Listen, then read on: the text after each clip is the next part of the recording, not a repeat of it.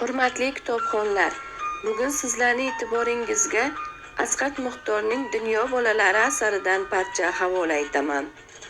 Asqat Muxtorning betakror qalamiga mansub Dunyo bolalari asari o'zbek adabiyotining eng yorqin va ta'sirchan durdonalaridan biridir.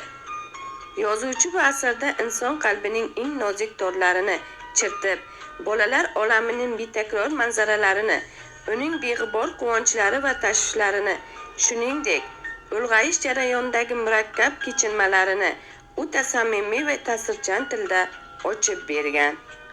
Asarni o'qish jarayonida har bir kitobxon o'zining unutilmas bolalik yillariga, qadrdon xotiralariga qaytgandek bo'ladi.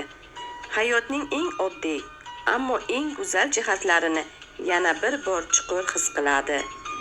Aziz kitobxonlar, Asqat Muxtorning Dunyo bolalari asari sizlarda qiziqish uyg'otgan bo'lsa, Sharof Rashidov tuman axborot kutubxona markaziga kelib mutolaa qilishingiz mumkin.